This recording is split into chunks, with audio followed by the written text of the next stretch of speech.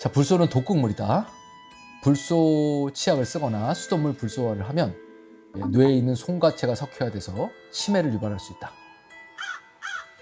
라는 말도 안 되는 얘기가 유튜브에서 돌아다닙니다. 그리고 그걸 보고 여기저기 댓글을 달고 돌아다니시는 분들이 많이 있어요. 꼭 이 영상 보시기 바랍니다.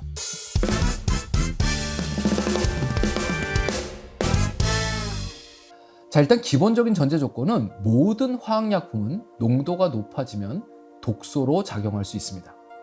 약도 많이 먹으면 죽을 수 있어요. 그렇습니다. 소금도 퍼먹으면 잘못하면 죽습니다. 이런 얘기들 때문에 실제적으로 과장되게 전파되고 있는 루머들이 있어요. 그 중에 하나가 불소입니다. 사실 불소는 예전에 살충제로 썼었어요. 그 외에 다른 것들도 많이 썼습니다. 근데 이제 이 불소의 농도를 조절해서 지금 현재 충치 예방을 한다는 것은 정설이에요. WHO, 국제보건기구에서 권장을 하고 있고, FDI, 전 세계에 있는 모든 치과의사들이 모여 만든 치과의사 단체에서도 권고사항으로 얘기를 하고 있습니다. 불소는 몸에 축적이 돼서 여러 가지 문제를 일으킨다. 이런 얘기를 하고 있어요. 불소는 사실은 일부가 체내에 축적됐다가 빠져나가고 다시 들어가고 하는 일이 생기는 게 맞아요. 하지만 대부분이 그 모양 그대로 배출이 됩니다. 심지어 간에서 분해도 안 돼요. 그냥 들어갔던 불소 이온이 그대로 빠져나오는 거예요. 뭐 거르고 자식할 것도 없어요. 대부분 다 소변 같은 데로 빠집니다. 물론 일부 땀으로도 빠지고 이런 물 나온 데로 빠지지만, 그럼 도대체 몸에 축적되는 불소는 어디 축적이 되느냐? 경조직에 축적이 된답니다. 경조직은 딱딱한 조직이에요. 생각나는 거 어디 있으세요? 그렇죠, 뼈에 축적된답니다. 그 다음번에는요, 이빨에 축적된대요. 자, 그래서 몸에 불소가 들어와 있어요. 이 칫솔질한 얘기 아닙니다. 불소를 먹었어요. 그랬더니 불소가 몸에 피 안에 돌고 있어요. 일부는 배출이 됐죠. 일부는 피 안에 돌다가 어딜 가요? 이를 만들고 있네? 내가 좀 가볼까? 그래서 치아가 형성되는 시기에 이빨이 만들고 있는 거잖아요. 이때 몸에서 불소가 돌아다니면 불소가 그 이 안으로 들어간답니다.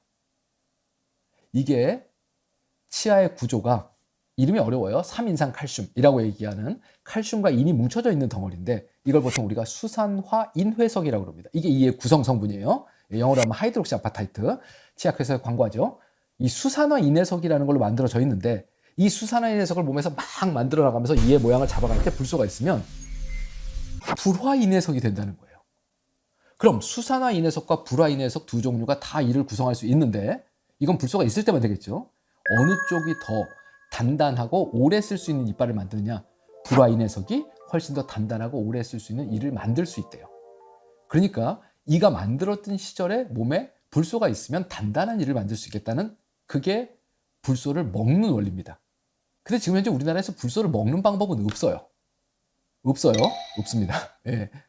불소를 바르는 건 국소적인 효과예요. 전신적인 효과가 아니고. 치약, 가글, 그다음에 불소 도포, 수돗물 불소화가 전부 다 불소를 바르는 효과지 먹는 효과가 아니에요. 뼈에도 들어간답니다. 예.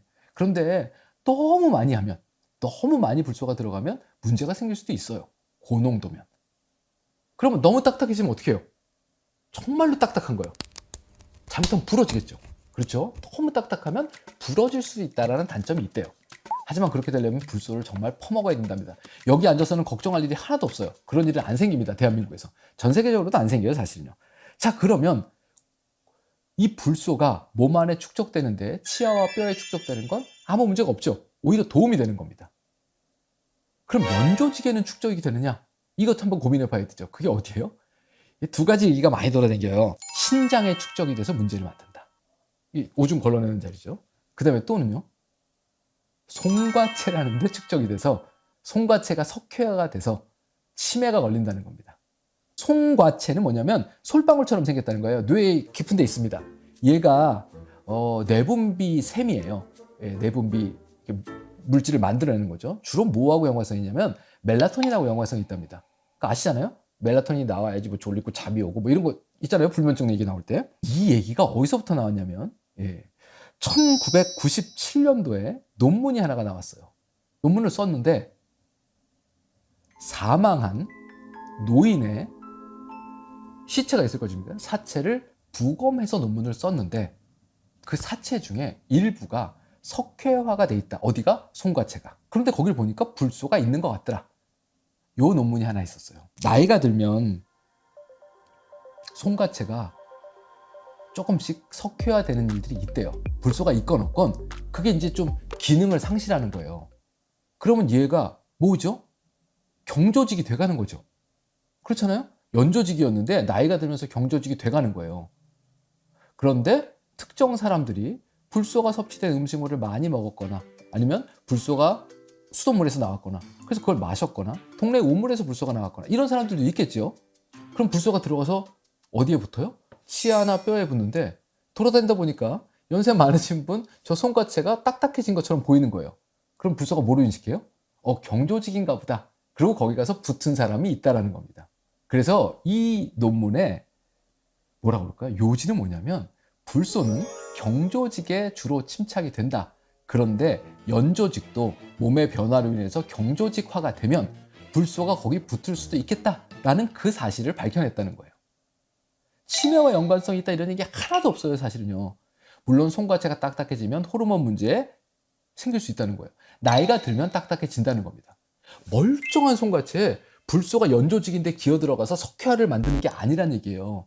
이미 딱딱해져서 문제가 생긴 자리에는 불소가 붙을 수도 있겠다 그 얘기입니다. 그러면 이 상관관계에 대해서 추후 연구 논문이 있느냐? 단 한 개도 없어요. 왜요? 의미가 없는 거기 때문에 추가 연구가 없었던 겁니다, 사실은요. 그 논문 한 개를 누군가가 끄집어내왔어요. 그러고선 그걸 가지고 여기저기 떠들고 돌아다니는 거예요. 그 손과체가 전혀 어디 있는지도 모르고 어떤 역할을 하는지도 모르는데 갑자기 그 얘기를 들은 사람들이 흥분을 해가지고 치약의 불소가 치매를 만든다 이러고 돌아다니면서 지금 난리가 난 거예요. 불소 얘기만 나오면 꼭 손과체 얘기가 따라다닙니다. 그분들한테 묻고 싶어요. 손과체를 보셨냐고요. 현상을 발견한 거예요. 예, 나이 먹은 사람들은 손과체가 석회화될 수도 있다. 왜요? 노화에 의해서요. 자, 신장 얘기는 어디서 나왔냐? 제일 많이 들은 건 차에 제일 많이 들었습니다. 홍차나 녹차에. 보통 차 한 잔을 우려 마시면 한 적게는 1ml, 많으면 4ml까지 불소를 먹는 거래요. 수돗물 불소가 0.8인데 녹차 한 잔에 4mg이 들어있어요.